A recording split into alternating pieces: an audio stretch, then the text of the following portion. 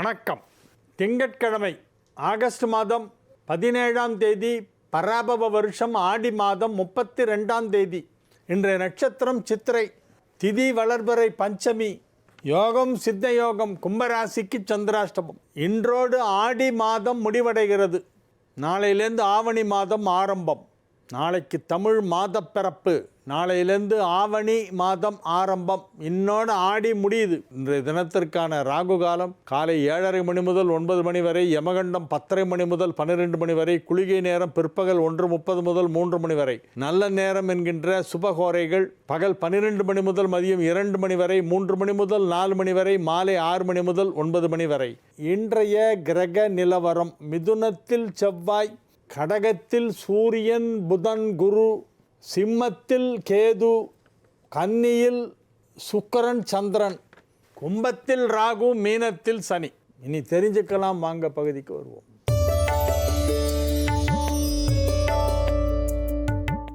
குருவே வணக்கம். ஆடி மாதத்தில் என்ன செய்யலாம், என்ன செய்யக்கூடாது என்பதை விரிவாக விளக்கமாக கூறவும்.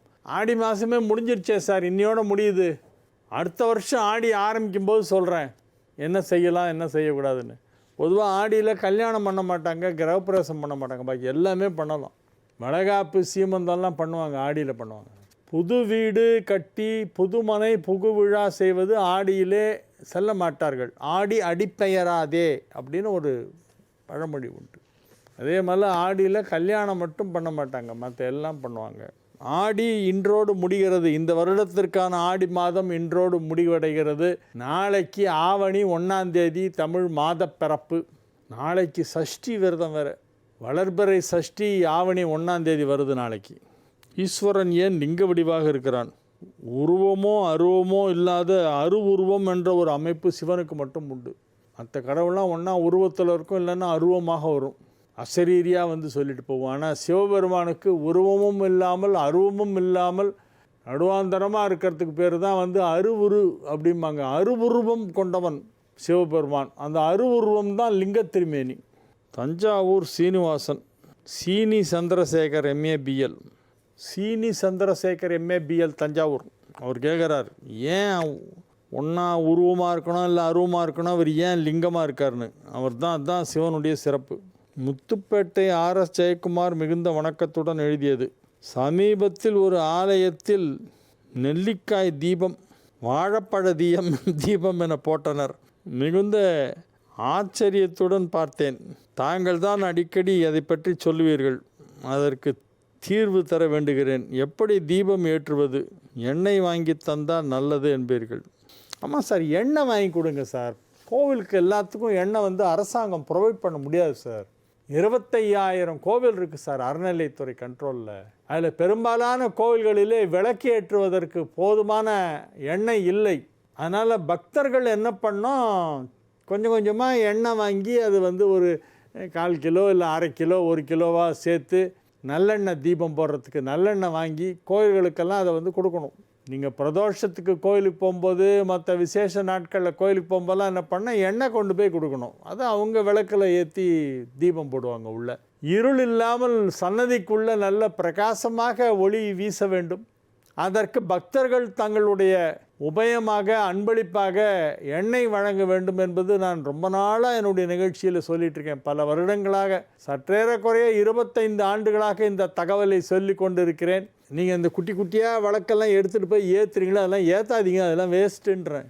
வேஸ்ட்டுன்ற வேர்டை நான் யூஸ் பண்ணேன். ஆமாம், தெரிஞ்சு தான் யூஸ் பண்ணேன். ஐநோ, அதன் அர்த்தம் தெரிஞ்சு தான் யூஸ் பண்ணுறேன். அதெல்லாம் கொண்டு போய் எங்கேயோ வைக்கிறீங்க. அதில் என்னமோ இருக்குது, வெள்ளை கலரில் ஒரு சப்ஸ்டன்ஸு. அது என்னென்னே தெரியல. நெய் இல்லை, ஆனால் நெய் வாசனை தெரியும் எனக்கு. அது என்னமோ ஒரு சப்ஸ்டன்ஸை போட்டு ஏற்றுறாங்க. அதெல்லாம் பண்ணாதீங்க. அழகாக உங்கள் சக்திக்கு தகுந்த மாதிரி 100 கிராமோ 1/4 கிலோவோ 1/2 கிலோவோ எண்ணெய் வாங்கிட்டு போய் கொடுங்க. கோவிலில் கொடுத்து ஏற்ற சொல்லுங்கள். எல்லா சன்னதிலையும் விளக்கேற்றுங்க, கொண்டு போய் கொடுங்க. சாமி இந்தாங்க, எல்லா சன்னதிலையும் நல்லா ஜெகஜோதியாக விளக்கேற்றுங்க, இந்தாங்கன்னு சொல்லி ஒரு 5 கிலோ டின்னு வாங்கி கொடுங்களேன். 5 கிலோ நல்லெண்ணெய் கேன் வாங்கி கொடுங்க, ஏற்றட்டும். ஐயா வணக்கம். தங்கள் நிகழ்ச்சியில் திருச்செங்கோடு அர்த்தநாரீஸ்வரர் திருக்கோவில் பற்றி பலமுறை சொல்லி இருக்கிறீர்கள். அதேபோல் திருநெல்வேலி மாவட்டத்தில் வாசுதேவநல்லூர் என்னும் ஊரில் உள்ள அருள்மிகு சிந்தாமணி ஈஸ்வரர் என்னும் திருக்கோவிலும் மூலவர் அர்த்தநாரீஸ்வரராக அருள்பாலித்து வருகிறார். மேலும் இத்தலம் திருமண தடைக்கு மிக சிறந்த தலமாக உள்ளது என்ற தகவலை தெரிவித்துக் கொள்கிறேன். நன்றி. இதை வாசகர்களுக்கு தெரிவியுங்கள்.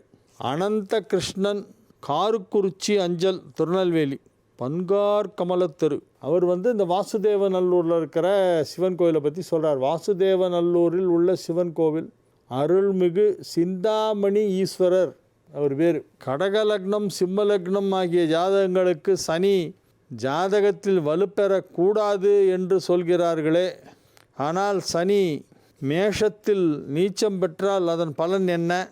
கடகத்திற்கு 10ஆம் இடத்திலும் சிம்மத்திற்கு 9ஆம் இடத்திலும் வருவதால் மேஷத்தில் இருக்கும் சனி என்ன பலனை கொடுக்கும் என்று எவ்வாறு அறிந்து கொள்ள முடியும்? தாங்கள் சற்று விளக்கமாக சொல்லுங்கள். சனி தசை எப்போ வருது அது சொல்லுங்கள். கடக லக்னத்துக்கும் சிம்ம லக்னத்துக்கும் சனி பெருசாக கெடுதல் பண்ணாது சார். எனக்கு தெரிஞ்சு சனி உச்சமாக இருக்கிறதே பிறந்தவங்க எல்லாருமே நிறைய வயசு இருப்பாங்க. இந்த அபவ் 80 சில பேர் ஸ்ட்ராங்காக இருக்காங்க பார்த்தீங்களா. கட்டுக்கு முடுக்குன்னு முறுக்கு தட்டையெல்லாம் போட்டு கடிப்பாங்க. சீடையெல்லாம் அப்படியே கடக்குன்னு சாப்பிடுவாங்க. பல்லெல்லாம் அவ்வளோ ஸ்ட்ராங்காக இருக்கும். வயசு என்னன்னா 84. சர்வசாதாரணமாக 85 வயசுலலாம் முறுக்கு, சீடை, தட்டை இதெல்லாம் இந்த ஸ்ரீ ஜெயந்தி வருது, பக்ஷனெல்லாம் பண்ணிவிடுவாங்களாம். நல்ல கடன்னு கடித்து கரகரன்னு சவுண்டு கேட்கும். கடிக்கிற சவுண்டு இங்கே கேட்கும். அப்படி சாப்பிடுவாங்க. அவங்களுக்கெல்லாம் சனி உச்சமாக இருக்கும். சனி உச்சமாக இருந்தால் ஆயுசு ஸ்ட்ராங்கு, ரொம்ப ஸ்ட்ராங்கு. அபவ் 90 இருப்பாங்க. 90 வயதை தொடுபவர்கள், 90 வயதை தாண்டுபவர்கள், 90க்கு மேல் உள்ளவர்களுக்கெல்லாம் சனி வலுவாக இருக்கும். சனி என்ன நல்லது பண்ணுன்னா ஆயுசு அதுதான் கொடுக்குது. சனி ஆயுள்காரகன். சனி ஒருத்தருக்கு ஸ்ட்ராங்காக இருந்தால் தான் நிறைய வயசு இருக்க முடியும். அதனால் நம்ம பொதுவாக சனின்னா ஒன்று எல்லோரும் ஏதோ பயப்படுவாங்க. It is not so. அப்படிலாம் இல்லை. எல்லா கிரகமும் ஏதோ ஒரு விஷயத்தை கொடுக்கும். புதன் நல்லா இருந்தால் படிப்பு நல்லா வரும். இந்த மாதிரி ஒரு கிரகத்துக்கும் ஒரு வேலை இருக்குது, ஒரு டியூட்டி போர்ட்ஃபோலியோ இருக்குது. அதில் சனியுடைய போர்ட்ஃபோலியோ என்னென்னா ஆயுள்காரகன். ஆயுள்காரகன்கிறதுனால அதுதான் ரொம்ப முக்கியம். ஆயுள் இருந்தால் தானே அப்புறம் மற்றதெல்லாம் பணங்காசெல்லாம் வச்சுக்கிட்டு என்ன பண்ணுவேன். அனந்த கிருஷ்ணன் தான், புதுக்குடி. ரிஷபம் சனி, கன்னியில் குரு, விருச்சிகத்தில் சந்திரன், சிம்மத்தில் வியாழன். லக்னக்காரர்கள் பாக்யாதிபதியே பாதகாதிபதியாக இருக்கும் தசாபுக்தி நடக்கும்போது பாதிப்புகள் நிகழாமல் இருக்க பரிகாரம் சொல்லுங்கள் ஐயா. பாதிப்புகள் நிகழாமல் இருக்கணும்னா நீங்கள் கோளறுபதிகம் தான் சொல்லணும். வேயுறு தோழி பங்கல் விடமுண்ட கண்டன் மிக நல்ல வீணை தடவி. நல்ல வீணையாக தடவணும். யார்? பரமேஸ்வரன் வீணை வாசிக்கிறாராம். மாசரு திங்கள் கங்கை முடிமேலணிந்தென் உளமே புகுந்த அதனால் ஞாயிறு திங்கள் செவ்வாய் புதன் வியாழன் வெள்ளி சனி பாம்பிரண்டும் உடனே ஆசரு நல்ல நல்ல அவை நல்ல நல்ல அடியாரவர்க்கு மிகவே. அந்த மாடிக்கிட்டே இருந்தால் போகிறோம் சார். சனியாது ராகுவாது கேதுவாது வேயிர் தோழி பங்கன் டெய்லி பாடுங்க சார். இல்லை கேளுங்க, போட்டு கேளுங்க. நிறைய பேர் ரெக்கார்டிங் கொடுத்துருக்காங்க. கேட்கலாம், இல்லை படிக்கலாம், பாடலாம், சொல்லலாம். படிப்பவர்கள் உரைப்பவர்கள் யாராக இருந்தாலும் சரி, நவகிரகங்கள் ஒன்றும் செய்யாது. கரணம் என்று தினசரி நாள்தோறும் குறிப்பிட்டு உள்ளனர். அதை பற்றி தெளிவாக சொல்லவும். குட்டி இங்கிலாந்து நாள்காட்டியில் கரணம் என்று தினசரி போடுகிறார்களே, அது எதை குறிக்கிறது? சார் திதி யோகம் கரணம் எல்லாமே டெய்லி மாறும் சார். யோகம் கரணம் எல்லாம் டெய்லி மாறும். யோகச்ச கரணம் செய்வ சர்வம் விஷ்ணுமயம் ஜெகத்து. எல்லாம் கோவிந்தா கோவிந்தான்னு பெருமாள் மேலே பழிய போட்டு போயிட்டே இருக்கு. அதெல்லாம் ரொம்ப பார்க்காதீங்க. அதெல்லாம் ஒரு கல்யாணம் கார்த்திகை முகூர்த்தம் ஃபிக்ஸ் பண்ணோன்னா அப்போ பார்த்தா போகிறோம். மற்றபடி அதை தினசரி வாழ்க்கையில் கொண்டு வர வேண்டாம். கொண்டு வந்தால் ஒன்றுமே மிஞ்சாது. அப்புறம் முக்கால்வாசி நாள் வேஸ்ட்டாக போயிடும். ஆர் ராமலிங்கம் மாயவரம், செட்டித்தெரு தருமபுரம் சாலை. எந்த ஒரு ஜாதகத்திலும் சனி செவ்வாய் ராகு சூரியன், கேது சூரியன், சனி கேது, ராகு சனி, சந்திரன் ராகு, சந்திரன் கேது, சந்திரன் சனி, இந்த கிரகங்கள் இருக்கக்கூடாது கட்டங்களில் இருந்தால் எப்படி இருக்கும்? இருக்கக்கூடாதுன்னு சொல்லிட்டு அப்புறம் எப்படி இருக்கும்னு என்னையே கேட்குறீங்க? தசா காலங்களில் நல்ல பக்தி நடக்கும்போது நடக்குமேயானால் நன்மை கிடைக்குமா? என்ன சார் சுற்றி வளைக்கிறீங்க? தேலம் தங்களது மேலான பதில், அறிமுறை, பரிகாரம் போன்றவற்றை கேட்டுக்கொள்கிறேன். இப்படிக்கு ஜோதிட ரசிகர். இல்லை சார், நீங்கள் சொல்கிற மாதிரி இந்த காம்பினேஷன்ஸில் இருந்து தசாபக்தி நடந்தால் நிச்சயமாக அது பிரச்சனை தான் பண்ணும். நீங்கள் ஒரு 6 விதமான காம்பினேஷன்ஸ் கொடுத்துருக்கீங்க. அந்தந்த கிரகங்கள்லாம் சேரக்கூடாது, ஆனால் சேரும்போது நம்ம பிறந்துட்டோன்னா தான் நமக்கு பிரச்சனை. மற்ற நேரத்தில் அது சேர்ந்தால் பரவாயில்ல. நம்ம பிறக்கும்போது எது சேர்ந்துருக்குன்றது தான் இப்போ கொஸ்டினே அதுதான், கேள்வியே அதுதான். சனி செவ்வாய் சேரக்கூடாது. ராகு சூரியன், கேது சூரியன், சனி கேது, ராகு சனி, சந்திரன் ராகு, சந்திரன் கேது, சந்திரன் சனி, இந்த 8 காம்பினேஷனையும் கொடுத்துட்டு இது இருந்தால் தசாபக்தி எப்படி இருக்கும்? நல்லா இருக்காது. இந்த மாதிரி கிரகங்கள் சேர்ந்தாக்க அது அந்த கிரகங்களுடைய தசை புக்தி வறுமையானால் அந்த காலகட்டத்தில் எந்தவித நன்மையும் நடக்காது. முதல்ல ஒரு விஷயம் நீங்கள்லாம் நல்லா புரிஞ்சிக்க வேண்டியது என்னென்னா, நமக்கு வாழ்க்கையில் மொத்தம் 3-4 தசை தான் நமக்கு முக்கியமான தசை. 20 வயதுலேருந்து 70 வயது வரை. ஏன்னா 20 வயசு வரைக்கும் அம்மா அப்பா பார்த்துக்குவாங்க, படிக்க வைப்பாங்க, ஸ்கூலுக்கு போவோம், காலேஜ் போவோம், ஏதோ ஒரு டிகிரின்னு ஒன்றத்தை முடிச்சுட்டு அப்போ தான் அப்படியே வெளி உலகம் நம்ம திரும்பி பார்க்குறோம். 20 வயசுன்றது அப்போ என்ன தசை வருதுன்றது தான் முக்கியம். அதுதான் நம்ம செட்டில் ஆகுமா மாட்டோமா, லைஃப்பில் எப்படி செட்டில் ஆகும்ன்றது அந்த 20லேருந்து 30க்குள்ளே வர தசை தான் தீர்மானிக்கும். அந்த வயசில் தான் நமக்கு வேலை கிடைக்கணும், சம்பாதிக்கணும், கல்யாணம் ஆகணும், எல்லாமே பிட்வீன் 20 and 30 ரொம்ப முக்கியமான ஏஜ் அது. அங்கே என்ன தசை வருது அந்த ஏஜில் அப்படிங்கிறத பார்க்கணும். சில பேர் சொல்லுவோம், சார் எனக்கு குரு உச்சம் சார் அப்படிமா, பார்த்தா அவனுக்கு குரு தசையே வராது. லைஃப்பில் பூசம் 2ஆம் பாவத்தில் பிறந்திருப்பான், குரு தசையே கிடையாது. அதனால் எந்த தசை வருகிறது என்பது தான் முக்கியம். அது எந்த வயதில் வருகிறது என்பது அதை விட முக்கியம். எந்த தசை வருதுங்கிறது முக்கியம், அது எந்த வயசில் வருதுன்றது ரொம்ப ரொம்ப முக்கியம். தசையே வராத பட்சத்தில் அந்த கிரகம் ஸ்ட்ராங்காக இருக்குதுன்னு சொல்லிக்கிறதுல என்ன பிரயோஜனம்? ஒன்றும் இல்லை. 20 வயசுலேருந்து 70 வயசுக்குள்ளே நல்ல தசை வந்துன்னா அவன் ஷைன் பண்ணிவிடுவான், லைஃப்பில் ஷைன் பண்ணிவிடுவான். நல்ல பெயர், புகழ், செல்வாக்கு, பணம் கிடைக்கும், நல்ல சம்பாத்தியம், வருமானம் நல்லா கிடைக்கும், கல்யாணம் ஆகும், குழந்தை பிறக்கும், வீடு கட்டுவான். இதெல்லாம் தானே சார் லைஃப்பில் முக்கியம். ஒரு மனுஷனுக்கு என்ன வேணும்? நல்லா சம்பாதிக்கணும், வசதியாக இருக்கணும், குடும்ப வாழ்க்கை அமையணும், நல்ல வாழ்க்கை துணை அமையணும், குழந்தைங்கள்லாம் பிறக்கணும், குழந்தைங்க நல்லா இருக்கணும், அது நல்லா படித்து முன்னுக்கு வரணும், அந்த பசங்களுக்கெல்லாம் பெரியவங்களானவொன்னு நம்ம கல்யாணம் பண்ணி வைக்கணும், பேரம்பேத்தியெல்லாம் பார்க்கணும், பேரம்பேத்தியெல்லாம் தோளில் ஏறி உட்காந்து தாத்தான் குதிக்கும்.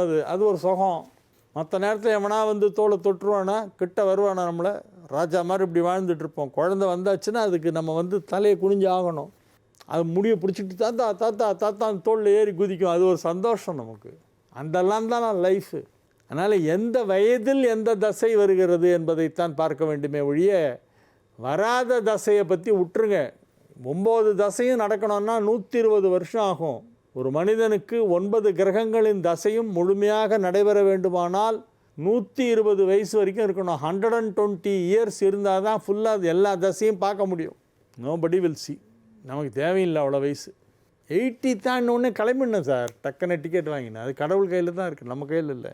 ஏன்னா அடுத்த தலைமுறைக்கு ஏஜ் குறையிற நேரத்தில் நம்ம இருக்கக்கூடாது. சில பேர் சொல்லுவோம் 100 வயசுக்கு மேலே இருக்கணும். 100 வயசுக்கு மேலே இருந்தால் கஷ்டம். அடுத்த தலைமுறையெல்லாம் ஒவ்வொருத்தனா டிக்கெட் வாங்குவோம், அதெல்லாம் நம்ம பார்த்துட்டு இருக்கக்கூடாது. அதுக்கு முன்னால் நம்ம போயிடணும். எனவே 20 வயது முதல் 70 வயது வரை எந்த கிரகத்தின் தசை வருகிறது, அந்த கிரகம் நன்றாக இருக்கிறதா, அந்த தசை நமக்கு நன்றாக இருக்குமா, அதற்கு நாம் என்ன செய்ய வேண்டும் என்பதைத்தான் நாம் பார்க்க வேண்டுமே தவிர 9 கிரகத்தையும் உட்காந்து ஆராய்ஞ்சிட்டு இருக்கக்கூடாது, அவசியம் இல்லை. ஒளிமயமான எதிர்காலம். உங்கள் ஆன்மீக சந்தேகங்களுக்கு விடை காண நீங்கள் கடிதம் எழுதி அனுப்ப வேண்டிய முகவரி தெரிஞ்சுக்கலாம் வாங்க. Ji Tamil, 33B Olympia Platina, SIDCO industrial estate, Guindy, Chennai 600032.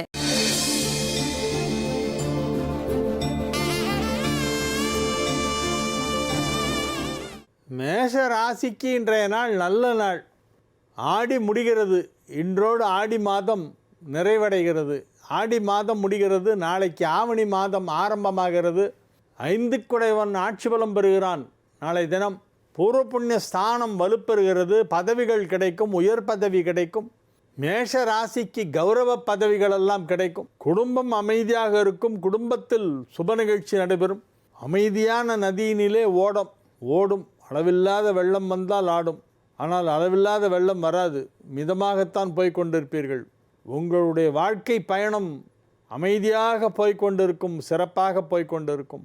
அலுவலகத்திலே பெயர் புகழ் செல்வாக்கு அதிகரிக்கும். வியாபாரத்திலே வருமானம் அதிகரிக்கும்.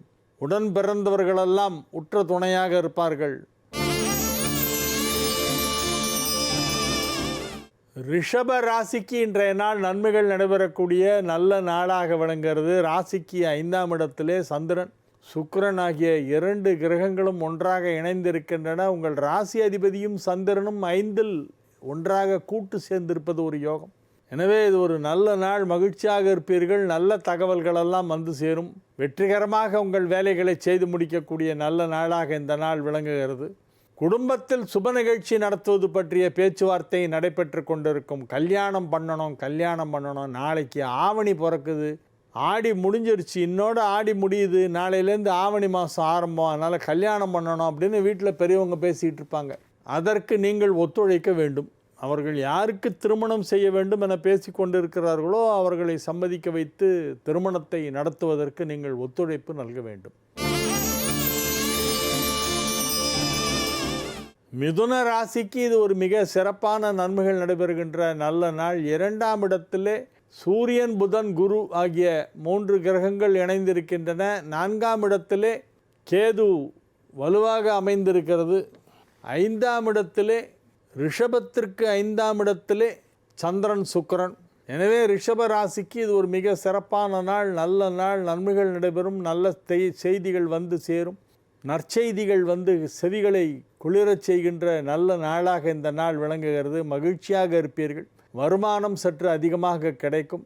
வியாபாரத்தில் நல்ல முன்னேற்றம் ஏற்படும். கேது 4ஆம் இடத்திலே சுக்கிரன், சந்திரன். எனவே நன்மைகள் அதிக அளவில் நடைபெறும். மகிழ்ச்சியாக இருப்பீர்கள். ஆரோக்கியமாக இருப்பீர்கள். வியாபாரத்தில் நல்ல முன்னேற்றம் ஏற்படும். வெளிநாட்டு தொடர்புடைய வியாபாரம் செய்து கொண்டிருப்பவர்கள், ஏற்றுமதி இறக்குமதி போன்ற இம்போர்ட்ஸ் அண்ட் எக்ஸ்போர்ட்ஸ் பிஸ்னஸ் பண்ணுறவங்களுக்கு நல்ல தொழில் வளர்ச்சி, நல்ல முன்னேற்றம், நல்ல வருமானம், மிகச் சிறப்பான நன்மைகள் எல்லாம் நடைபெறுகின்ற நல்ல நாள்.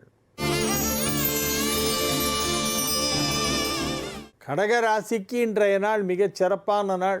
ராசியிலேயே குரு உச்சமடைந்திருக்கிறது. சூரியன், புதன் சேர்க்கை, புதாதித்ய யோகம் ராசியிலே ஏற்பட்டிருப்பது ஒரு பெரிய யோகம், பெரிய நன்மை. சூரியனும் புதனும் ஒன்றாக இணைந்து ராசியிலே வெகு சிறப்பான நன்மைகளை எல்லாம் கடகத்திற்கு செய்து கொண்டிருக்கிறது, இன்னும் செய்ய போகிறது. எனவே இது ஒரு மிக மிக அற்புதமான ஒரு நல்ல நேரம். நீங்கள் சொந்தமாக வீடு வாங்குவீர்கள், சொந்தமாக வண்டி வாகனங்கள் வாங்குவீர்கள். வீடு வாங்கவும் வண்டி வாகனம் வாங்கவும் இது ஏற்ற நேரம். சிம்ம ராசிக்கு இன்றைய நாள் நன்மைகள் அதிக அளவிலே நடைபெறுகின்ற நல்ல நாள். 2ஆம் இடத்திலே சந்திரன், சுக்கிரன் சேர்க்கை என்பது ஒரு யோகம். மாணவர்கள் கல்வியிலே மிக சிறப்பான இடத்தை பெறுவார்கள். மேல் படிப்பு படிப்பதற்கு வாய்ப்பு கிடைக்கும். அட்மிஷன் கிடைக்கும். ஃபீஸ் கட்டுவீர்கள். ஃபீஸ் கட்டுவதற்கு வசதி ஏற்படும். காலேஜ் சீட்டு கிடைச்சிடும், ஃபீஸும் கட்டிடுவீங்க. அருமையான நேரம். மேல் படிப்பு நன்றாக இருக்கும். உயர்கல்வி கற்கலாம். நீங்கள் எந்த கல்லூரியில் என்ன கோர்ஸ் படிக்கணும்னு விரும்புகிறீர்களோ அதை படியுங்கள். முன்னெல்லாம் நாங்கள்லாம் படிக்கிற காலத்தில் மொத்தமே 4-5 படிப்பு தான் உண்டு. அதுக்குள்ளே தான் ஏதாவது ஒன்று தான் படித்தாகணும். இப்போ அப்படி இல்லை. ஒரு பிகாம்னு எடுத்தால் அதில் ஒரு 15 பிகாம் இருக்குது. பிஏன்னு எடுத்தால் அதில் ஒரு 20 பிஏ இருக்குது. எம்பிஏ, எம்சிஏ, ஏசிஏ, பிபிஏன்னு அது மாதிரில என்னென்னமோ நிறைய படிப்பு அதெல்லாம் இப்போ புதுசாக வந்திருக்கு. அதனால் உங்களுக்கு சாய்ஸ் ஜாஸ்தி. எங்கள் காலத்தில் சாய்ஸ் ரொம்ப கம்மி. காலேஜ் படித்த காலத்துலலாம் 70s, லேட் 70s நாங்கள் படித்தப்பெல்லாம் ரொம்ப சாய்ஸ் கம்மி. எங்களுக்கு அந்த ஒரு 5-6 ஆப்ஷன் தான் இருக்கும். அதுக்குள்ளே தான் ஏதாவது ஒன்று செலக்ட் பண்ணி ஆகணும். அப்போல்லாம் காலேஜஸும் கம்மி. ஆனால் இப்போ ஸ்டூடெண்ட்ஸுக்கு நிறைய காலேஜ் இருக்குது, நிறைய டிஃப்ரெண்ட் கோர்சஸ் இருக்குது. ஒவ்வொன்றும் ஒரு விதமான படிப்பு. அதனால் எதை வேண்டுமானாலும் தேர்ந்தெடுத்து கொள்ளலாம் என்ற ஒரு ஆப்ஷன்ஸ் இருக்குது, ஆப்ஷன்ஸ் நிறைய இருக்குது. அதனால் நல்லா படிக்கலாம், நல்லா படித்து முன்னுக்கு வாங்க. எனவே சிம்ம ராசிக்கு இன்றைய நாள் நன்மைகள் அதிக அளவிலே நடைபெறுகின்ற நல்ல நாளாக விளங்கும். கன்னி ராசி அன்பர்கள் இன்றைய தினம் மிகுந்த மகிழ்ச்சியுடன் காணப்படுவார்கள். 11ஆம் இடத்திலே சூரியன் புதன் குரு சேர்க்கை இன்று மட்டுமே இருக்கிறது. நாளை முதல் மாற்றம் ஏற்படுகிறது. இந்த 11ஆம் இடத்திலே உள்ள இந்த சூரியன் புதன் குரு சேர்க்கை நன்மை செய்யும், அதிக நன்மை செய்யும். எனவே கன்னி ராசியினருக்கு இப்பொழுது எல்லா விதமான நன்மைகளும் நடைபெறும். வேலை கிடைக்கும், வரவு அதிகமாக கிடைக்கும், வியாபாரத்தில் நல்ல வளர்ச்சி ஏற்படும், ஆரோக்கியம் நன்றாக இருக்கும். துலா ராசிக்கு இன்றைய நாள் நன்மைகள் நடைபெறக்கூடிய நல்ல நாள், மகிழ்ச்சியான நாள். வெகு சிறப்பான முறையிலே கிரகங்களெல்லாம் அமைந்திருக்கின்றன. எனவே துலா ராசி அன்பர்கள் சந்தோஷமாக இருப்பார்கள். புதிதாக வண்டி வாகனம் வாங்கும் வாய்ப்பு இருக்கிறது. பழைய வண்டியை கொடுத்துவிட்டு புதிய வண்டி எக்ஸ்சேஞ்ச் ஆஃபர் போட்டிருப்பாங்க. புதுசாக பழைய காரை கொடுத்துட்டு புது கார் வாங்கிக்கிங்க. பழைய ஸ்கூட்ரு, பைக்கு, மோட்டார் சைக்கிள் இருந்தால் கொடுத்துட்டு புதுசாக நாங்கள் தரோம், அதை வாங்கிட்டு போங்க அப்படின்னு ஒரு ஆஃபர் போடுவாங்க. அதில் போய் நீங்கள் வாங்கிட்டு வாங்க, சீப்பாக கிடைக்கும். இப்பொழுது புதிதாக வண்டி வாகனம் வாங்குவதற்கு வாய்ப்பு இருக்கிறது, வீடு வாங்குவதற்கு வாய்ப்பு இருக்கிறது. தொழில் வளர்ச்சி நன்றாக இருக்கும். வேலை தேடிக்கொண்டிருப்பவர்களுக்கு நல்ல வேலை கிடைக்கும். வேலை வந்துவிட்டது. வேலை கிடைக்கும், வேலை வந்துவிட்டது. விருச்சிக ராசிக்கு இன்றைய நாள் நன்மைகள் அதிக அளவிலே நடைபெறும். 9ஆம் இடத்திலே குரு உச்சமடைந்து ராசியை பார்த்து கொண்டிருக்கிறது. எனவே நன்மைகள் அதிக அளவில் நடைபெறுகின்ற நல்ல நாள். 10-11 குடையவர்கள் 9ஆம் இடத்திலே குருவோடு இணைந்து விட்டன என்பது மற்றொரு சிறப்பான யோகம். ராசிக்கு நன்மை செய்யும் கிரகங்களெல்லாம் வலுவாக இருப்பதால் நீங்கள் வலுவாக இருப்பீர்கள். வலுவாக என்று சொல்வது இந்த இடத்திலே உடல் வலிமை, மனோ வலிமை, பண வலிமை, சமுதாயத்திலே செல்வாக்கு என அனைத்தையும் சேர்ந்து தான் அந்த வலிமை.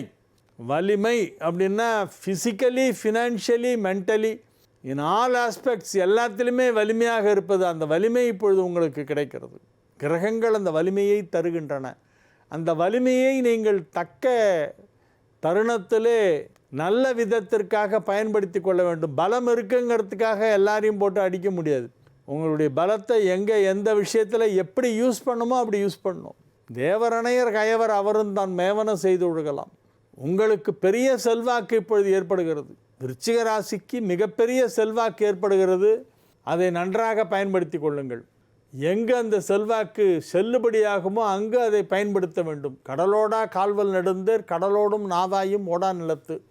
கப்பலுக்கு பேர் நாவாய் தூய தமிழில். அதுதான் நேவின்னு மறுவிடுச்சு பிற்காலத்தில். இங்கிலீஷில் நேவின்ற வேர்டு எங்கேன்னு வந்துன்னு பார்த்தா தூய தமிழ் சொல் நாவாய். கடலோடா கால்வல் நெடுந்தேர், கடலோடும் நாவாயும் ஓடா நிலத்து. இந்த குறள் தெரியுமா உங்களுக்கு? கடலோடும் நாவாயும் ஓடா நிலத்து. கடலோடும் நாவாய் அப்படின்னா கடலில் ஓடுகின்ற நாவாய், கப்பல். கடலில் ஸ்பீடாக போகும் அது கப்பல். லேண்டில் அது பிரயோஜனமே இல்லை, சஜங்குன்னு நின்றுடும். பீச்சில் மணலில் சிக்கிக்கும், அதுக்கப்புறம் வராது. கடலோடும் நாவாயும் ஓடா நிலத்து. நிலத்தில் அது ஓடாது, நீரில் தான் ஓடும். அதே மாதிரி பெரிய தேர் அது கடலில் ஓடுமா? ஓடாது. கடலோடா கால்வல் நெடுந்தேர், கடலோடும் நாவாயும் ஓடா நிலத்து. எதுக்கு எங்கே பவர் இருக்கோ அங்கே தான் அது செல்லுபடியாகும். அதனால் உங்களுடைய அதிகாரத்தை எங்கு பயன்படுத்த வேண்டுமோ அங்கு பயன்படுத்த வேண்டும். தனுசு ராசிக்கு இன்றைய நாள் நன்மைகள் நடைபெறுகின்ற நல்ல நாள், மகிழ்ச்சியான நாள். வெற்றிகரமாக உங்கள் வேலைகளை செய்து முடிக்கக்கூடிய நல்ல நாளாக இந்நாள் விளங்கும். அனைத்து விதமான நன்மைகளும் நடைபெறுகின்ற நல்ல நாளாக, மிக சிறப்பான நல்ல நாளாக இந்த நாள் விளங்குகிறது. எனவே இது ஒரு மகிழ்ச்சியான நாள். வெற்றிகரமாக உங்கள் பணிகளை செய்து முடிப்பீர்கள்.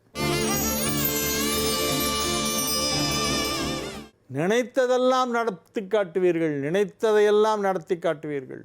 மிகப்பெரிய வல்லவர்கள் நீங்கள் என்பதை ராஜதந்திரமாக நிரூபித்து விடுவீர்கள். எனவே இது ஒரு மிகச்சிறப்பான நாள். ரெண்டாவது, சில பேர் நல்லா படிச்சிருக்காங்க, ஆனால் இங்கிலீஷ் நாலேஜே இல்லை. சில பசங்கள்கிட்டலாம் பேசும்போது ரொம்ப ஆச்சரியமாக இருந்தது. கிராமரே தெரியல. பிஇ படிச்சிருக்கானா, அவனுக்கு பாஸ்ட் டென்ஸுக்கும் ஃப்யூச்சர் டென்ஸுக்கும் டிஃப்ரென்ஸ் தெரியாமல் எழுதிட்டு இருக்கான். என்ன டென்ஸரா இது அப்படின்னு. ஆமாம் சார், எனக்கு என்ன வேண்டும்ங்கிறத நான் எழுதியிருக்கேன் அப்படின்னு. என்ன வேண்டும்னு எழுதலை, என்ன கிடச்சிதுங்கிறத எழுதியிருக்கேன். ஃப்யூச்சர் டென்ஸுக்கு பதிலாக பாஸ்ட் டென்ஸில் எழுதிட்டு இருக்க நீ அப்படின்னாக்க அப்புறமா ஐயோ அப்படியா அப்படின்ட்டு அதுக்கப்புறமா வாசை அடிச்சு விட்டு வில்லு போடுறான். வெரி புவர் நாலேஜ் இன்றைக்கி ஸ்டூடெண்ட்ஸ் எல்லாம். I am very sorry to say this. கொஞ்சம் இன்டீரியரெல்லாம் போயிட்டோன்னா தாம்பரம் தாண்டி போயாச்சுன்னா அதில் வந்து ஒன்றுமே இங்கிலீஷே சுத்தமாக வரல, சுட்டு போட்டாலும் வராது போல் இருக்கும். நீங்கள் என்ன கோர்ஸ் வேணாலும் படிங்க, எந்த ஊருக்கு வேணாலும் போய் வேலை பார்க்க தயார்னு சொல்கிறீங்களா, அப்போ இங்கிலீஷ் வேணுமா வேண்டாமா? இங்கிலீஷை ஏன் கோட்டை விட்டுறீங்க நீங்கள்? அதனால் ஆங்கில புலமையை இளைஞர்கள் வளர்த்து கொள்ள வேண்டும் என்பது இன்றைய தினத்தின் கட்டாயம். காலத்தின் கட்டாயம் என்னென்னா ஆங்கில புலமை வேண்டும், யாரும் மறுக்க முடியாது. எனவே மாணவர்கள் ஆங்கில புலமையை நன்கு வளர்த்து கொள்ள வேண்டும். இங்கிலீஷ் கிராமரை நல்லா கரைச்சி குடிக்கணும். கிராமரில் வந்து எந்த மிஸ்டேக்கும் வராதபடி பார்த்துக்கணும். இங்கிலீஷ் கிராமர் ரொம்ப முக்கியம். அதை சின்ன வயசுலேருந்தே குழந்தைங்களுக்கு வந்து சொல்லி கொடுத்துக்கிட்டே இருக்கணும் பேரண்ட்ஸு. சும்மா உட்காந்து ஓவர் நைட்டு இங்கிலீஷ் கிராமரை வந்து கற்றுன்ற முடியாது. அது ஒரு பெரிய கடல். அது பேசி பேசி எழுதி எழுதி பழகி எக்ஸசைஸ் பண்ணி தான் வரும். அதனால் இங்கிலீஷ் கிராமருக்கு ஸ்டூடெண்ட்ஸ் எல்லாம் அதிக முக்கியத்துவம் வழங்க வேண்டும். பெற்றோர்களும் அதை கவனிக்க வேண்டும். கும்பராசிக்கு இன்றைய தினம் நல்ல தகவல்களெல்லாம் வந்து சேரும். எனினும் சந்திராஷ்டமம் இருப்பதால் அதிகமாக பேச வேண்டாம். சிரித்து பேச்சுக்கு பதிலாக ஒரு சிரிப்பு, ஒரு புன்னகை, மந்தகாச பொன்முறுவல்பாங்களே அந்த மாதிரி ஒரு மந்தகாச பொன்முறுவல் அப்படின்னு பார்த்துட்டு போயிட்டே இருக்கும். இன்றைக்கி ஃபுல்லாக எல்லாத்தையும் அப்படியே சிரிச்சுக்கிட்டே வரணும். ஸ்மைலிங் பியூட்டி நீங்கள் தான் இன்றைக்கி. ஸ்மைல் பண்ணிகிட்டே போயிட்டே இருக்கணும், பேசக்கூடாது. வெறும் ஸ்மைலிங் தான் இன்றைக்கி பண்ண, வேறு எதுவும் பண்ணக்கூடாது. மீன ராசிக்கு இன்றைய நாள் நன்மைகள் அதிக அளவிலே நடைபெறுகின்ற நல்ல நாள்.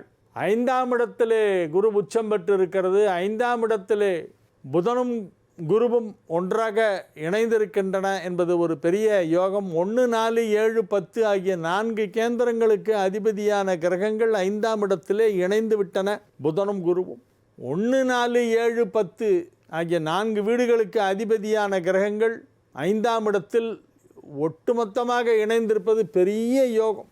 கையிலேயே பிடிக்க முடியாது. மீன ராசிக்காரங்கள்லாம் இன்றைக்கி எங்கேயோ போய்டும். குடும்பம் அமைதியாக இருக்கும், வியாபாரம் நன்றாக நடைபெறும், பொருளாதாரத்தில் நல்ல முன்னேற்றம் ஏற்படும், ஆரோக்கியத்தில் நல்ல வளர்ச்சி ஏற்படும், பெயர் புகழ் செல்வாக்கு போன்ற அனைத்தும் கிடைக்கும். எனவே இது மீன ராசிக்கு யோகமான அதிர்ஷ்ட காற்று வீசுகின்ற நாள். நாளைய விசேஷம். நாளைக்கு 2 சிறப்பு. 1 தமிழ் மாதப்பிறப்பு.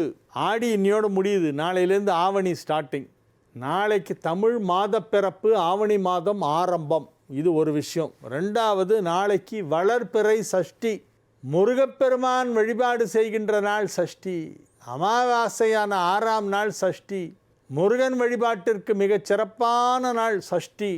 நாளைக்கு சஷ்டி தமிழ் மாதப்பிறப்பு. ஆவணி 1ஆம் தேதி தமிழ் மாதப்பிறப்பு. நாளைக்கு வளர்பிறை சஷ்டி. வாழிய செந்தமிழ் வாழ்க நற்றமிழர், வாழிய பாரத மணித்திருநாடு. வந்தே மாதரம், வந்தே மாதரம், வந்தே மாதரம். மீண்டும் நாளை நிகழ்ச்சியிலே உங்களை சந்திக்கும் வரை உங்களிடமிருந்து விடைபெற்றுக் கொள்வது உங்கள் வழிகாட்டி ஜோதிடர் Kalaimamani Harikesan Nallur Venkatraman. Plot number 18A, door number 9/3, Veeraraghavan தெரு, நங்கநல்லூர், சென்னை 61. வணக்கம்.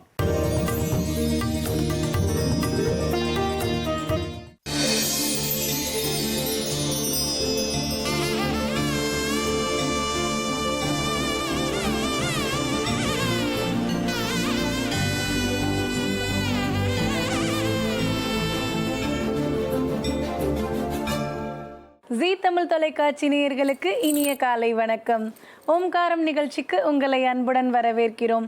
உங்களுடைய வாழ்க்கையில் ஏற்படும் பிரச்சனைகளை சரி செய்யவும், மென்மேலும் வளர்ச்சியடையவும், ஜாதக ரீதியான சந்தேகங்களுக்கு விடை காணவும் யோக ஆஞ்சநேயர் சக்தி பீடம் அனுமன் உபாசகர் ஜோதிட சிம்மம் திருவல்லிக்கேணி சுவாமி கண்ணன் பட்டாச்சாரியா சப்தரிஷி வாக்கியம் மூலம் உங்களுடைய சந்தேகங்களுக்கு தீர்வளிப்பார். வணக்கம் சுவாமிஜி. நாராயண. இன்றைய நாள் எப்படி இருக்க போகுது? இன்னைக்கு நம்ம பண்ண வேண்டிய பூஜைகள் பரிகாரங்கள் பற்றி சொல்லுங்க சுவாமிஜி. ஸ்ரௌதத்மார்தாதிகம் கர்ம நிகிலம் ஏனசூத்ரீதம் தஸ்மை சமஸ்த வேதார்த்த விதே விகணசே நமக. வக்ரதுண்டு மகாகாயா சூரியகோடி சமப்பிரபா நிர்விக்னம் குருமே தேவா கர்வகாரேஷு சர்வதாம். அசாத்திய சாதகம் சுவாமின் அசாத்தியம் தவ கிம்பத ராம் தூதோ கிருபாசிந்தோ மத்காரியம் சாதய பிரபு கிருஷ்ணம் வந்தே ஜெகத்குரும் ஜெயந்தி மங்களாகாளி பத்ரகாளி கபாலினி துர்காஷமா சிவாதாத்ரி ஸ்வாகாசோதா நமோஸ்துதே. குரு பிரம்மா குரு விஷ்ணு குரு தேவோ மகேஸ்வரக குரு சாட்சாத் பரம்பிரம்மா தஸ்மை ஸ்ரீ குரவே நமக. அஸ்மத் குருபியோ நமக விகணச மகா குரவே நமக. அனுமன் சுவாமிகள் ஆசிகளுடன். மங்களகரமான பராபவ வருடம் ஆடி மாதம் 32ஆம் தேதி 17/8/2026 திங்கட்கிழமையான இன்று பல நல்ல ஜோதிட ஆன்மீக விஷயங்களை பேசலாம். அவனருளாலே அவன் தாள் வணங்கி இந்நாள் இணைய நாள் ஆகட்டும். ஓம்காரம் பகுதியில் தினம்தோறும் ஜோதிடம் ஆன்மீகம் சம்பந்தமான தகவல்கள் பார்த்துட்ருக்கோம். அந்த வகையில் ஜாதக ரீதியாக நாகதோஷம் இருக்கக்கூடியவங்க இல்லை சர்பத்தால் பாதிப்பு ஏற்படக்கூடியவங்களுக்கு பாதிப்பு விலகிறதுக்கு ஏதாவது பரிகாரங்கள் உண்டா அப்படின்றத பற்றின விளக்கம் எங்களுக்கு கொடுங்க சுவாமிஜி. ஜோதிட ரீதியாக பார்த்தீங்கன்னா இப்போ சொல்கிறதா இருந்தால் திருமணத்திற்கு இந்த நாகதோஷம்ன்ற வார்த்தையை சுலபமாக பயன்படுத்திடுறான். அந்த 7-8 ராகுவோ கேதுவோ இருந்தால் அது ஒரு பெரிய தோஷம்னு சொல்லி அதை மாதிரி இருக்கக்கூடிய பெண் ஜாதகத்தை தான் அது மாதிரி இருக்கக்கூடிய ஆண் ஜாதகத்தோடு சேர்க்கணும்னு சொல்லி நிறைய இடங்கள் ஜாதகங்கள் வந்து பார்த்திங்கன்னா இந்த ஒரு வார்த்தையாலேயே ஜாதக பொருத்தம் இருந்தால் கூட திருமணம் பண்ண முடியாமல் தள்ளி போகிறத பார்க்குறோம். சில குடும்பங்களில் விஷ ஜந்துக்களால் பிரச்சனை இருந்துக்கிட்டே இருக்கும். சிலருக்கு குடும்பத்தில் சகோதர வழியில் சகோதரருக்கு பகையோ இல்லை அகால மரணங்களோ இருந்துகிட்டு இருக்கும். சில குடும்பங்களில் பார்த்தா பங்காளிகள் சண்டை சச்சரவு ஒற்றுமை இல்லாமல் இருக்கும். இது எல்லாத்துக்குமே இந்த நாக பஞ்சமி கருட பஞ்சமி அனுஷ்டிக்கிறது நல்லது. ஒரே நாள்லேயே நாக பஞ்சமி ஒரு நாளில் வரும், கருட பஞ்சமியும் ஒரே நாளில் வரும். இந்த நாக பஞ்சமின்றது அஸ்தீகர் நாகங்களை, அதாவது கார்கோடகன், பத்மன், மகாபத்மன், வாசுகி இவாள்லாம் நெருப்பில் விழாமல் காப்பாற்றினார் அந்த தினம்னு சொல்கிறா. கருடன் வந்து பிறந்த தினம் அப்படின்னு சொல்கிறான். கருட பகவான் பிறந்த தினம் 2 எடுத்துக்கலாம். இது பொது மறுபடியும் சொல்கிறோம். இந்த கருட பகவான் பிறந்த தினம்ன்றதுனால கருடனுக்கு ஒரு விசேஷ பூஜை உண்டு. நாக பஞ்சமி பூஜைன்றது நாகத்தால் ஏற்படக்கூடிய தோஷங்கள் ஜோதிட ரீதியாக சொன்னீங்கன்னா இந்த சர்ப்ப தோஷங்கள் நிவர்த்தி ஆகும். விஷ ஜந்துக்களால் வரக்கூடிய தொல்லை விலகும். குடும்பத்துக்குள்ளே சலசலப்பு சங்கடம் பிரச்சனைகள் தீரும்வா. ஒரு சமயம் பார்த்திங்கன்னா கஷ்யபரோட மனைவி 2 பேர், வினதை கத்ரு. இந்த கத்ருக்கு பிறந்த குழந்தைகள் தான் கஷ்யபருக்கும் கத்ருக்கும் பிறந்த குழந்தைகள் தான் அந்த கார்கோடகன், பத்மன், மகாபத்மன், அனந்தன் இந்த சர்ப்பங்கள்லாம். வினதைக்கு பிறந்த குழந்தை கஷ்யபருக்கும் வினதைக்கும் பிறந்த குழந்தை கருடன். 2 பேருக்குமே ஒருத்தருக்கு ஒருத்தர் சச்சரவு இருந்துக்கிட்டே இருக்கும். அப்படி இருக்கச்சே சூரிய பகவானோட குதிரை கருப்பு நிறமாக இருக்குன்னு சொல்கிறான் கத்ரு. வினதையை சொல்கிறா வெண்மை நிறமாக இருக்குன்றான். இதில் பாருங்கள், நிச்சயமாக வெண்மை நிறம்ன்றது தெரியும் கத்ருக்கு. ஆனால் அவன் என்ன பண்ணிடுறா, இவளை அடிமைப்படுத்தணுன்றதுக்காக சொல்லி நான் சொன்னதை நிரூபிச்சுட்டா நீ எனக்கு அடிமைன்னு சொல்லிடுறா. பாம்புகளெல்லாம் கூப்பிட்டு அந்த உங்களோட விஷத்தை வந்து அந்த குதிரைகளோட வாலில் நீங்கள் சுற்றின்னு கக்குங்க, அந்த விஷத்தை சக்தியால் குதிரையெல்லாம் கருப்பாக தெரியும், நீங்கள் உடனே ஆகாசத்துக்கு கிளம்பி போன்றா. அதில் சில பாம்புகள் போகிறது, சில பாம்புகள் போக மாட்டேன்னு சொல்கிறது. அந்த பாம்புகளை தான் அவள் சபிச்சிட்டான்.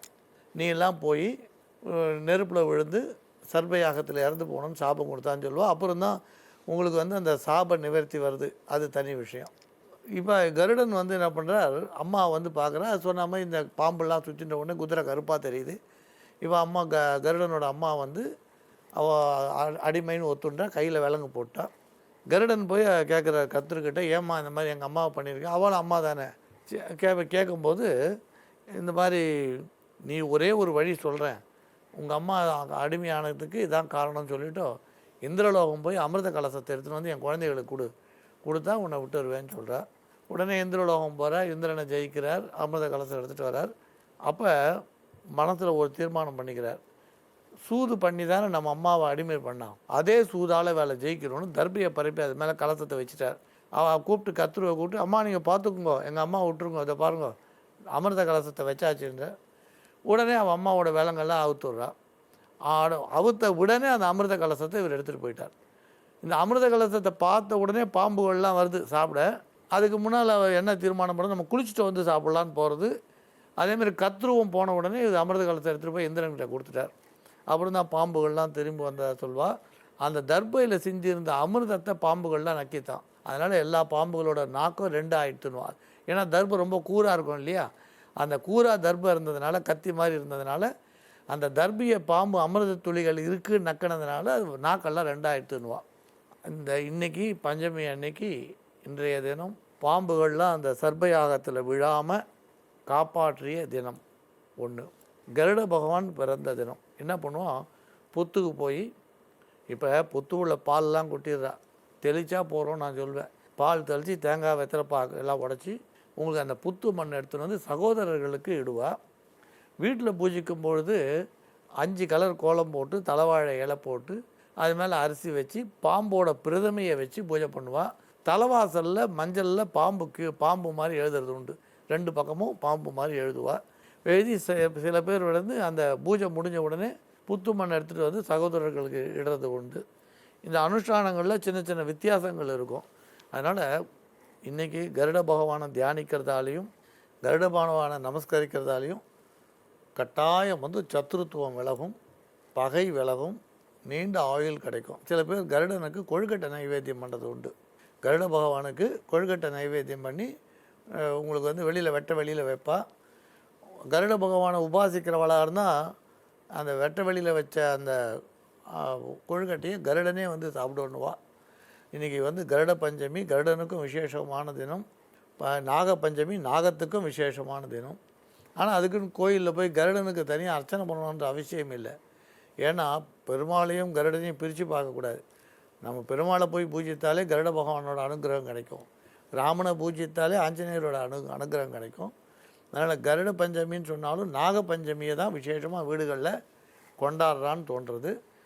இப்போ சொன்ன இந்த எளிய விஷயத்தை எல்லாரும் கடைப்பிடிக்கலாம். ஆனால் நகரங்களுக்குள்ளே புத்து மண் கிடைக்கிறது துர்லபம் இல்லையா, அதுக்கு வாய்ப்பு குறைவு. இருந்தாலும் நாகத்தை பூஜிக்கலாம். ஏன்னா இந்த ராகு கேது தோஷம், சர்ப்ப தோஷன்றதெல்லாம் நிவர்த்தி ஆகும். இன்னும் பல அபூர்வ விஷயம் பின்னால் பேசலாம். இப்போ ஜோதிட ஆன்மீக கேள்விக்கு போகலாம். அவனருளாலே அவன் தாழ் வணங்கி இந்நாள் இனிய நாள் ஆகட்டும்.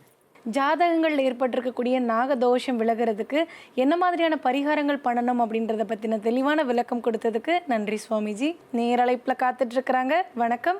வணக்கம் மேடம். வணக்கம் சார், எங்கேருந்து பேசுகிறீங்க? உங்கள் பேர் என்ன சார்? சார் நான் சேலம் மாவட்டத்துக்கு பேசுகிறேங்க மேடம். உங்கள் பேர் சார்? சிவபிரகாசம் மேடம். என்ன சந்தேகம் சுவாமிஜி கிட்ட கேட்கணும் சார் உங்களுக்கு? மேடம் இதுக்கு மேரேஜ் ஆகி 4 இயர்ஸ் ஆகுது, இன்னும் குழந்தை இல்லை. அதனால அது சாமிஜிட்ட என்ன பரிகாரம்னு சொல்லி கேட்கலான்ட்டு. சார் உடல் ரீதியாக ஏதாவது தொந்தரவு இருக்கா அப்படின்றத டாக்டரை பார்த்தீங்களா சார்? பார்த்தேன் மேடம். பிசிஓடி ப்ராப்ளம் இருக்குன்னு சொல்லியிருந்தாங்க. இப்போ அதெல்லாம் நார்மல் ஆயிடுச்சு. ஆனால் இன்னும் அந்த கரு தங்கலைன்னு சொல்லிட்டு இருந்தாங்க. எதுவும் ப்ராப்ளம் எதுவும் இல்லை, இப்போ நார்மல் ஆயிடுச்சு. ஆனால் ஏன் உங்களுக்கு இன்னும் தங்கலை அப்படின்னு சொல்லி டாக்டர் சொல்லிட்டு இருந்தாங்க. சரிங்க சார், உங்களுடைய பிறந்த தேதி, ராசி, நட்சத்திரம் சொல்லுங்கள் சார். 31/8/1993 மேடம். கும்பராசி, சதய நட்சத்திரம் மேடம். உங்கள் மனைவியோடது சார்? 25/12/2000 தனுசு ராசி, மூல நட்சத்திரம் மேடம். சரிங்க சார், குழந்தை வரம் கிடைக்கிறதுக்கு என்ன பரிகாரம் பண்ணணும் அப்படின்றத சுவாமிஜி உங்களுக்கு சொல்லுவாங்க. சுவாமிஜி. சப்தரிஷி வாக்கியப்படி புத்திர பாக்கியத்துக்கு என்ன பரிகாரம்ன்றதை பார்க்கலாம். சில எளிய பரிகாரம் சொல்கிறோம், நீங்கள் அதை செய்துட்டு வாங்க. கட்டாயம் நல்ல பலன் கிடைக்கும். ஒவ்வொரு மாதம் பிறக்கும் பொழுதும், தமிழ் மாதம் பிறக்கும் பொழுதும், இப்போ உதாரணம் ஆவணி 1, அதுக்கப்புறம் ஐப்பசி 1, கார்த்திகை 1, மார்கழி 1, ஒவ்வொரு மாதம் பிறக்கும் பொழுதும் அந்த நேரத்தில் எந்த பழங்கள் அதிகமாக கிடைக்கிறதோ உங்களால் முடிஞ்ச அளவு வாங்கிட்டு போய் அதை சுவாமிக்கு பக்கத்தில் பெருமாள் கோயிலில் போய் சுவாமிக்கு நைவேத்தியம் பண்ணிவிட்டு நீங்கள் அர்ச்சனை பண்ணுங்கள் துளசியால். இதை ஒவ்வொரு மாதம் பிறக்கும் பொழுதும் விடாமல் செய்துட்டு வாங்க. இப்போ ஒருவேளை உங்களுக்கு எந்த சீசன் அப்படின்னு தெரியலனா ஒரு 1/2 டஜனோ 1 டஜன் வாழைப்பழம் கூட வாங்கிட்டு போகலாம். அந்தந்த சீசன் கொய்யாப்பழம் வருதுன்னா அந்த கொய்யாப்பழம் ஒரு டஜன் கொய்யாப்பழம் அது மாதிரி வாங்கிட்டு போங்க. ஆனால் ஒரு விஷயம் ஞாபகம் வச்சுக்கோங்க, ஒருவேளை நீங்கள் பலாப்பழம் வாங்கி தரணும்னு நினச்சிங்கன்னா முழுமையாக வாங்கி கொடுங்க. அதை கட் பண்ணி அதை தனியாக பிரித்து எடுத்துகிட்டு போய் கொடுக்காதீங்க. அதை முழுமையாக தான் வாங்கிட்டு போய் கொடுக்கணும். அது இல்லைன்னா பலாப்பழ சீசன் அந்த இதை மட்டும் விட்டுட்டு மற்ற பழங்கள் கொடுங்க. ரெண்டாவது, உங்களுக்கு வந்து இந்த மாதம் நீங்கள் எந்த கோயில் இப்போ ஊரில் இருக்கீங்களோ அந்த பெருமாள் கோயிலில் செய்யலாம். இப்போ உதாரணம் நீங்கள் சப்போஸ் ஏதோ ஒரு காரியமாக திருப்பதி போயிருக்கீங்கன்னா அங்கே கீழ் திருப்பதியில் இருக்க ஏதாவது ஒரு சன்னதியில் கூட நீங்கள் சுவாமிக்கு பழம் வாங்கி கொடுத்து நைவேத்தியம் பண்ணலாம். ஒரே பெருமாள் கோயிலில் தான் தொடர்ந்து செய்யணும் அவசியம் இல்லை. ஆனால் மாதம் பிறந்த முதல் தேதி அந்த சீசனில் கிடைக்கக்கூடிய பழத்தை நைவேத்தியம் பண்ணுங்கள். அந்த பழம் கிடைக்காத பட்சத்தில் வாழைப்பழத்தை நைவேத்தியம் பண்ணுங்கள், தப்பு இல்லை. துளசியால் அர்ச்சனை பண்ணால் போகிறோம். இது 12 மாதம் தொடர்ந்து செய்யுங்க. நல்ல பலன் கட்டாயம் கிடைக்கும். நம்புங்கள், நல்லதே நடக்கும். குழந்தை பாக்கியம் கிடைக்க நல்லதொரு பரிகாரம் சொன்னதுக்கு நன்றி சுவாமிஜி. மங்களானி பவந்து. யோகா ஆஞ்சநேயர் சக்தி பீடம் அனுமன் உபாசகர் ஜோதிட சிம்மம் திருவல்லிக்கேணி சுவாமி கண்ணன் பட்டாச்சாரியா சப்தரிஷி வாக்கியம் மூலம் உங்களுடைய சந்தேகங்களுக்கு தீர்வளிப்பார். உங்களுடைய சந்தேகங்களுக்கு விடை காண 7305509333 என்ற வாட்ஸ்அப் எண்ணிற்கு மெசேஜ் அனுப்புங்கள். நாங்கள் உங்களை தொடர்பு கொள்வோம்.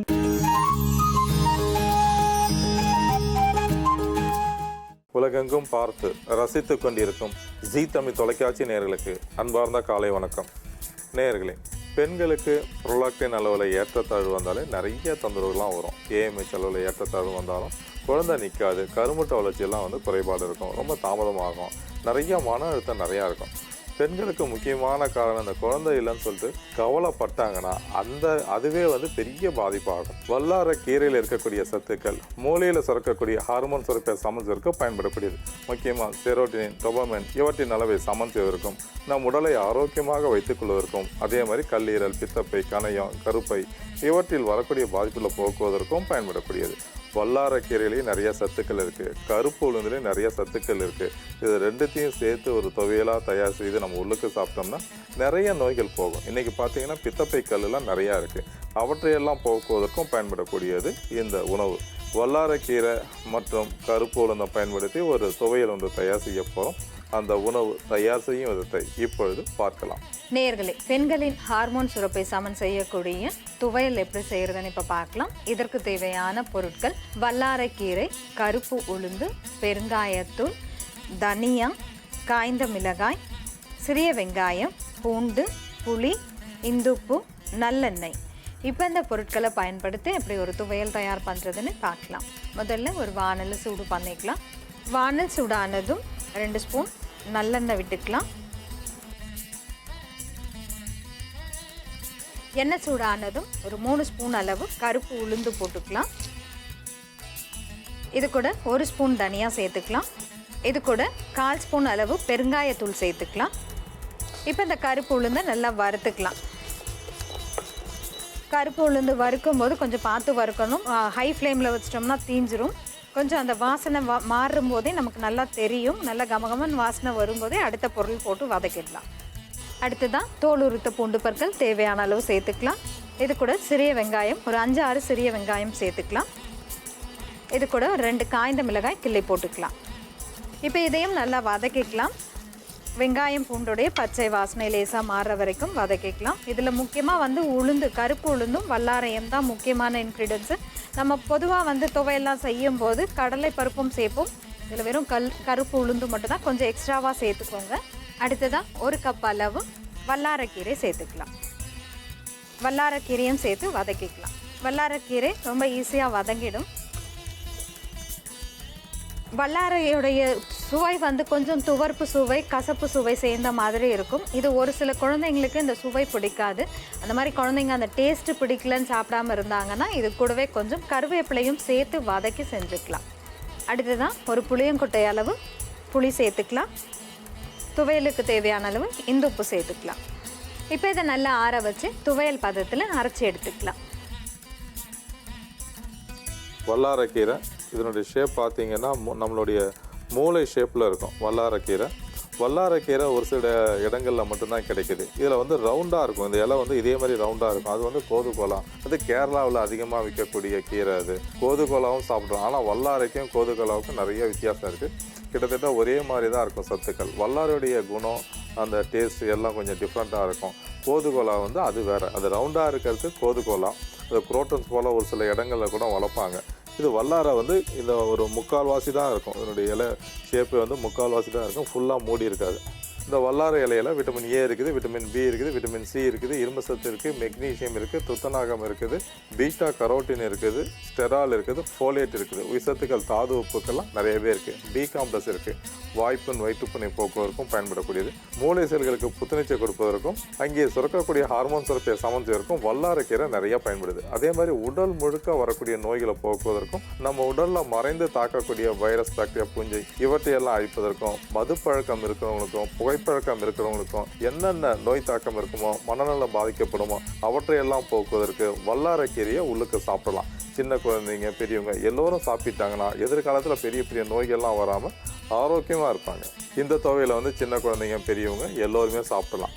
முக்கியமாக கருமுட்டை வளர்ச்சி குறைவாக இருக்கிற பெண்கள், புரோலாக்டின் என்று சொல்லக்கூடிய ஹார்மோன் சுரப்பில் ஏற்றத்தாழ்வு இருந்தாலும் சரி, ஏஎம்ஹெச் அளவில் ஏற்றத்தாழ்வு இருந்தாலும் இது போல் ஒரு துவையல் தயார் செய்து வாரத்தில் 2-3 நாட்கள் தினசரி கூட ஒரு தேக்கரண்டி அளவுக்கு சாப்பிடலாம். தொடர்ந்து சாப்பிட்டாங்கன்னா மூளை செல்கள் வந்து நல்லா சுறுசுறுப்பாக இயங்கும், அதிக மன அழுத்தம், கவலை இதெல்லாம் படிப்படியாக குறையும். அதே மாதிரி உடலும் மனசும் நல்லா மகிழ்ச்சியாக இருக்கும். அதுக்கப்புறம் அந்த ஹார்மோன் சுரப்பியை சமன் செய்து கருமுட்டை வளர்ச்சியை சமன் செய்வதற்கும் பயன்படக்கூடியது. பெண்களுக்கு கருப்பையில் வரக்கூடிய கட்டி வீக்கத்தை குறைப்பதற்கும் இது போல் ஒரு உணவு தயார் செய்து அடிக்கடி சாப்பிடலாம். நேயர்களே, பெண்களுக்கு சுரக்கக்கூடிய ஹார்மோன் சுரப்பை சமன் செய்யக்கூடிய துவையல் தயார். இது எப்படி செய்யறதுன்னு இன்னொரு முறை பார்க்கலாம். முதல்ல ஒரு வானல்ல தேவையான அளவு நல்லெண்ணெய் விட்டு கருப்பு உளுந்து, தனியா, பெருங்காயத்தூள் இது 3த்தையும் வறுத்து அது கூட பூண்டு, சிறிய வெங்காயம், காய்ந்த மிளகாய் எல்லாத்தையும் சேர்த்து பச்சை வாசனை போகிற வரைக்கும் நல்லா வதக்கி அது கூட தேவையான அளவு வல்லாரக்கீரையும் சேர்த்து நல்லா வதக்கி இந்துப்பு, புளி சேர்த்து ஆற வச்சு அரைச்சி எடுத்தோம்னா இந்த துவையல் தயார். நேயர்களே, எளிதில் கிடைக்கக்கூடிய பொருட்களை கொண்டு இது போல ஒரு துவையல் தயார் செய்து சின்ன குழந்தைங்க, பெரியவங்க எல்லோரும் அடிக்கடி சாப்பிட்டு பயனடையுமாறு கேட்டுக்கொள்கிறேன். நேயர்களே, இன்றைய ஆரோக்கிய குறிப்பு. ஒரு சிலருக்கு தலைமுடி வந்து நிறைய கொத்து கொத்தா கொட்டும், வேறு வேறாக கொட்டுதுன்னு சொல்லுவாங்க. சிலருக்கு தலை சீவும் போதே பார்த்தீங்கன்னா கை நிறைய வந்து வேறு வேறாக மொத்தமாக வர மாதிரி இருக்கும். கொஞ்சம் ஒரு 10 நாள்லேயே வந்து நல்லா அடர்த்தியாக இருக்கக்கூடிய முடி வந்து நல்லா மெலிசு ஆகிடும். அந்த மாதிரி முடி கொட்டுறவங்களுக்கு தலையில் பொடுகு இருக்கான்னு முக்கியமாக பார்க்கணும். பொடுகு இருந்தாலும் அரிப்பு நம்சல் இருந்தாலும் அவங்களுக்கு முடி கொட்டும். அதே மாதிரி ஒரு சிலருக்கு வந்து முடி அடிபாகத்தில் வந்து பார்த்திங்கன்னா வெடிப்பாக இருக்கும், முடி வந்து 2ஆக பொழந்துக்கும். அந்த மாதிரி இருக்கிறவங்களுக்கு வந்து ஸ்பிளிட் ஹேர்ன்னு சொல்லுவோம்.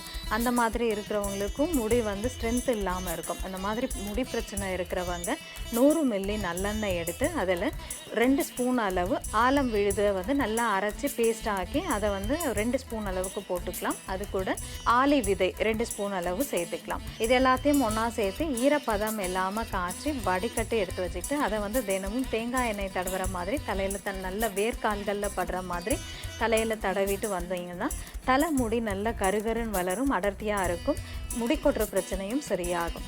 மீண்டும் மற்ற நிகழ்ச்சியை சந்திப்போம். நன்றி, வணக்கம்.